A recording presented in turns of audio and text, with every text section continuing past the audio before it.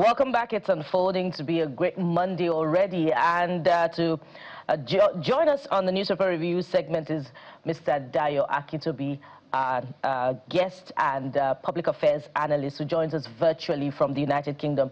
Mr. Akintobi, is just a few days to the new year. What's it like in the UK? Is it just as cold as it was ahead of the Christmas celebration? It's even colder now. A cold front is coming in that's supposed to bring snow in the next few days. And you know, here in the UK, they always talk about a white Christmas. White Christmas is their dream, that it should snow on Christmas Day. They didn't get it this year, but it looks like they might have a white New Year. So I'm happy. I'm getting out before that happens. I'm due back in God's own country, Nigeria, next week. So I'm happy. I'm not interested in white Christmases or white New Years.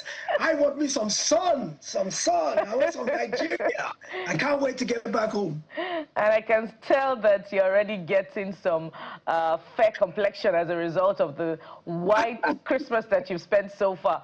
But it seems Mr. President is preferring that white New Year to be celebrated in Europe. We don't know whether it's your location, United Kingdom, but Kadi and Jeffrey, they've had a good time, measurable time, looking critically at the vagueness of the statement of the president's special assistant on media. What are your thoughts on this one? Can we isolate the issues around Mr. President's travel from the ambiguity in the Europe context and the location of his travel? Mr. Akintobi. Well, the entire scenario leaves a bitter taste in one's mouth. For one thing, about the timing, then of course about the very vagueness of the statement. For one thing, like Jeff correctly said, the country is on fire. This is not a time that our leaders should actually be leaving for anything other than something very, very critical. Perhaps his health. That's a valid reason to go. But we were told initially that he was taking his holiday in Lagos for the festive season, and he would be there till the end of the holidays. Now we find he's going overseas, and we're not even informed where exactly. And you look at it, as Kayode said, the conference in Abu Dhabi starts on the 11th. Well, from the day he left till the 11th is 14 days, an entire 2 weeks that's unaccounted for. For those 2 weeks, we don't know where he is, what he's doing. We need to remember that the presidency is an institution that's bigger than the individual. It's a public institution and it's accountable to the people. It's not appropriate for the entire country to not know where their leader is, why he went, what he's doing. I'm not happy with the statement issued by Mr. Ononuga, and I've always advocated the fact that journalists don't make the very best spokespeople. Mr. Bayo Mr. Ononuga, every statement he releases exemplifies the fact that journalists don't know their onions in terms of being public spokespersons for public figures. And this statement left a lot to be desired and leaves Nigerians with more questions than answers. First of all, we just had US military strikes. We are still carrying on a debate about the propriety of that. We've had more killings. After the airstrikes by the US, there'll be more killings. So it's not as if the airstrikes arrested the problem. It might have even exacerbated it for all we know.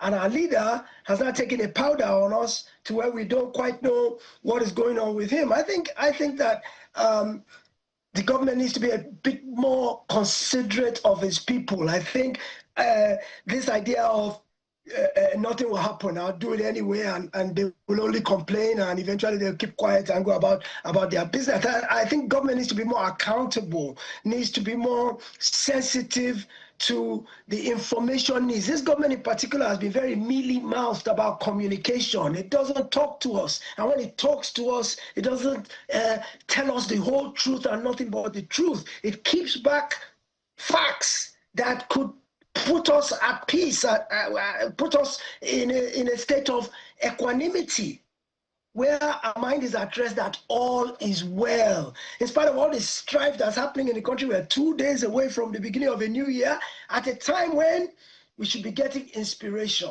Take, for example, today, the president has never addressed us about the US strikes. All we got was press release from Minister of Foreign Affairs, I believe, or was it Information? One of them came and released a statement saying, oh, yeah, we collaborated with the United States and bombed some places in Sokoto.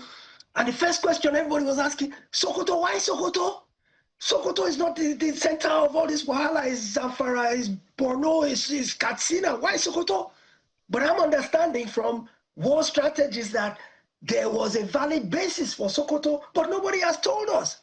Apparently, Sokoto is where the chain of command, the center, the command and control center is, because it is bordering Niger, where many of these people are coming from. So there's a very valid reason. Because if you dismantle their center, command and control center, you harm their logistics, you harm their supplies, you harm their telecommunications. So that might have been a very valid strategy, but did they tell us?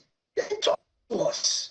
So this information gap between what they are telling us and what we need to know is less than desirable.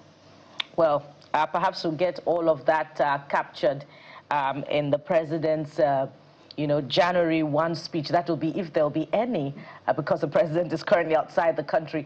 But the papers are not primarily looking at the president's departure, because perhaps it's covered in other secondary stories. But the big story on the front page of This Nigeria, where we're starting from this morning, centers on politics. 50 billion naira war. This Nigeria is where we're starting from. Fayose Makinde's fight deepens. Oyo governor says he got 30 billion naira from FG as support for victims of kerosene explosion. Ex-Ekiti governor is lying. Tinubu gave him 50 billion naira but failed to declare it. Mr. Kitobi, there you have it. I'm wondering how you're weighing on this. This is 2027 at play. It's not a surprise to me at all. From the moment Governor Makinde last week stood up and said he was not supporting President Tinubu for 2027 and that he regrets supporting him for 2023, I knew they were going to come for him. I just knew it. And look at who they used. They used Fayose, who is a member, an avowed member of Makinde's own party, but somebody who is in an incestuous relationship with Wike. And Wike, of course, has openly declared support for President Tinubu. So you can see that circle of interlocking relationships. So, well, Fayose is saying that the federal government gave Oyo State 50 billion to help rebuild after that 2024 explosion in Bodija and some places that killed people and decimated property, and that Makinde appealed to the federal government for assistance, and that 50 billion was approved in support and aid. And he brought out a document that showed that 50 billion was requested for Oyo State. First thing that bothered me is, how does a private government document get into the hands of a a Nigerian citizen? These things be classified. How on earth did he get a hold of that? So we've got leaks in government that could be treasonable. That kind of document should never be in anybody's hands. And for Fayose to have got his hands on it, it speaks to the issues within our civil service. Now the story gets even worse. They say he requested 50 billion. President approved it. He now says he was only given 30 billion. That they refused to give him the remaining 20 billion because they wanted him to settle the people. Not the presidency, but the disbursers of the 50 billion. Say, if you don't give us a cut, we won't give you the full 50 billion. So look at corruption at play here. So he admits he got 30 billion, but he says the 4.5 that Fayose is talking about was what was disbursed as cash aid, or how shall we say, cash transfers to victims. They gave them 4.5 billion, and the balance was used for redevelopment. And if you go to the decimated areas today, you'll see new roads being built, new infrastructure being put up, and he can account for all the money that he collected, but it definitely was not 50 billion. So look, this is all politics, 2027 politics at play. Like I said, look at the cast of characters. There's Fayose, there's Makinde, there's Wike, there's the presidency. I understand that at one point after the 2023 elections, Makinde tried to move to the APC. He was rebuffed because his conditions were considered too extreme. He wanted to name his successor. He wanted to be the one in charge of APC in Oyo State. And I hear that Chief Akonde said, we already have an existing structure in APC in Oyo State, and you can't just walk into the party structure and take over when we have people who've worked for the party for years, who have been on ground and waiting for their turn, which, to pivot from that, is part of the problem that Adeleke is facing in Osun now, in his defection to God, is that people are saying there are some of us who've been in this party and have worked for it for years. How can you just dance in here and take over the structure and believe that the rest of us who'll be waiting all this time will just allow it to happen? So, look, it's politics, it's 2027. I think we should take a seat and look, because I think there are interesting days ahead. I think that whether there is any credibility to this issue or not, and Makinde has responded, he has said Fayose should provide proof. The proof, what Fayose has put out into the public, people are saying it's not adequate enough proof because it shows a request. It does not show a disbursement. Now Fayose should go further. If he has more documents, he should bring them out to show. And Makinde has answered to some extent, but I think it's just politics at play. I think it might be a lot more smoke than fire itself, especially since he has already explained he's not that, he didn't deny that he collected some money, but he said it wasn't 50 million and it wasn't diverted for political purposes, which is the point Fayose is trying to make, is that this guy has presidential ambitions. He spent 4.5 billion of the 50 billion, and the remaining 45 billion he has diverted to use to run his presidential campaign. We all know that politics involves money, and if you're going to run for president, boy, you better have a major war chest. So, of course, it's a plausible thing that somebody would need 45 billion naira to wage a presidential contest. Did Makinde actually do this? I think we'll find out in the days coming ahead. To the Oyo State government to get the side in the light of this latest, will I call it exposure now, in some sense. So we await their reaction. And another part that people are raising issues with is if 915.5 billion naira was requested and 450.7 billion naira has been disbursed so far to all the states that requested, or at least some of them, the balance should be 964.8 billion, not 964.7 billion, which is in that document. So they're asking, where is the 100 million naira outstanding? So it's like that document came to cause even more trouble than solve anything. But let's go over to the front page of Vanguard newspaper, Mr. N50bn, and it's a focus on 2026 as we count down to the end of the year. You see, FG 34 states commit 93 trillion naira to tackle hardship. Let's look at the explainers. To spend 49.39 trillion naira on capital projects, Recurrent gets 43.45 trillion naira. So essentially, this is like an aggregation of all the budgets, both federal and state governments. I want to imagine that we have local government budgets here, or not. But you see, Ekiti, Yobe, Ondo, Nasarawa, Adamawa are least spenders. In Lagos, budget higher than entire Northeast zone and 5 Southwest states. And we're just talking about disbursement of funds, the use of funds, transparency in government. Mr. N50bn, are you excited that hardship will be reduced in this 2026?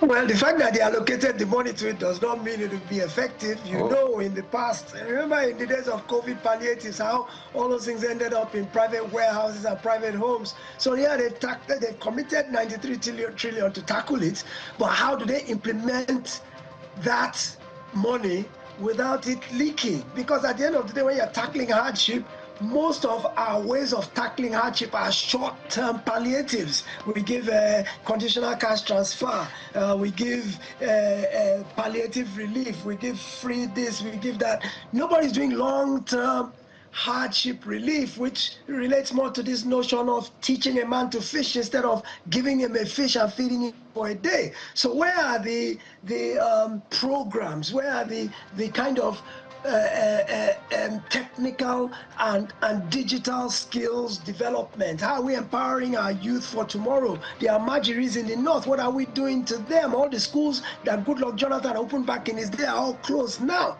What are we doing for the long term to tackle hardship? This 93 trillion you are looking at, half of it will end up diverted or more will end up in private pockets, because the methodology of tackling that hardship simply has to do with a system that is open to abuse and compromise. I don't see any way they can tackle it, whether the 34 states or the FG, without it having to do with physical cash. They are talking about hardship.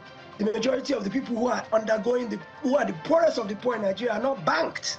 We have a tendency in Nigeria to think that the big cities are all that is Nigeria. It's not so. If you've been in the hinterland, which is where the population really is, if you've been in rural Nigeria, you will see that there's a whole entire different world out there from the world that we are used to. We have ATM machines, we have POS machines, we have, you can use your phone and do transfers, you can write checks. When you get to rural Nigeria, it's a completely different ballgame. It's cash on the barrel head. That's the only way you live, both in terms of your income and your outgo. It's cash. So to tackle that hardship, it's likely cash will be involved. Going from history, our antecedents, there's no way that it'll happen without there being leakages. So I prefer to see long-term investment in tackling hardship, and the type of investment that will empower people for the long term, as opposed to quick fixes. There's no quick fix to tackling hardship. But I like the fact that they're recognizing that we are having a hard time in the country. The money in our pockets cannot meet our needs. Yes, inflation, costs, our buying power is reducing on a daily basis. So the poorest of the poor are having it, when even the middle class, if we still have a middle class, are having a hard time. Imagine what the vulnerable and the poor are going through. So it's good that the states recognize it. I think the local government should get a lot more involved in tackling this hardship. And it's good that they've made it a priority. I think second to insecurity, economic difficulty is the next thing that is plaguing us, that needs a lot of attention. Newspaper, it follows the same, something similar, but there are two stories I want you to speak to. But the big story is oversight concerns as assemblies hastily passed 34.63 trillion naira budget. So you can see the Guardian did a fantastic job, as always, to just give us an idea of what each subnational has put out. We've always maintained that, if not all, literally most of these state assemblies are appendages of the governor. Some of them pass this appropriation bill in hours, literally in hours. I don't even know whether they even looked at it. This is what when we say that the elected take the electorate for granted. This is classic case. The lawyers will say locus classicus. How do you pass these kinds of budget within hours? But that's the reality we face. The Guardian is raising concern over oversight. As far as oversight is concerned, this looks like it's dead on arrival, because if these appropriation bills can just be passed and then you see the governors, when they are assenting to it, thanking the lawmakers for it. What are you hastily passing? What do you even see in the budget? If we call the lawmakers and sit down, I can guarantee you some of them don't even know what is in that budget, apart from the total and all of that. So that's the first story I'd like you to speak to. The second is at the very bottom of the Guardian, which is something we must commend. 34 out of 62 lawyers fail integrity test, disqualified from High Court judges' race. Yes, well, in terms of the budgets, as you've correctly identified, most of the assemblies are simply stooges of the governors, and whatever the governor puts in front of them, they pass. There's been this notion that for you to pass muster in this day and age, you must get your budget in before the beginning of the year. So that's the first thing, is the race to make sure that the budget meets the calendar. And so for that reason, they are willing to compromise scrutiny and scrupulousness. They want to be in keeping with the trend of getting the budget in by January 1. So as a result, and said, when you couple that with the fact that they are appendages of the governor, whatever he puts in front of them, they go ahead and they pass. And, you know, the thing is, the budget comes from the executive. The executive has all the MDAs to put their own budgets in, and then he aggregates all of that and makes it into a master budget and presents it to the House. Well, the House has an oversight responsibility. They are supposed to go line by line by line and strike out things they think are excessive, adjust things they think are erroneous, you know, amend certain things, make certain recommendations. They're supposed to have hearings on this thing. So it's not what you can hastily pass in a few hours. This is a process that should last days, weeks, maybe months. And by the time that budget gets through, it should be tight and fully done in support of the people's aspirations. I can't say any of that about any of the 34 that have been put in at this point. Now let's go quickly to the issue of the judges. We're talking about oversight. Well, this is a good example of oversight where 34, I think, out of 60-something who are being screened to become judges have failed the integrity test. What that means simply is that these are not people we can trust to dispense justice, either because they will collect envelope to deliver judgments, or they have a history of being known to be corrupt, perhaps trying to buy judgments, perhaps trying to influence judgments, but definitely they've done some kind of screening and they've looked at their background and realized that these are not people, because if the judiciary is the last hope of the common man, that is one place that needs to be 100% above board. We cannot take the risk of having one single corrupt element in the judiciary because it subverts justice. And so, at least we can see that some institutions in Nigeria are working. It means there is hope.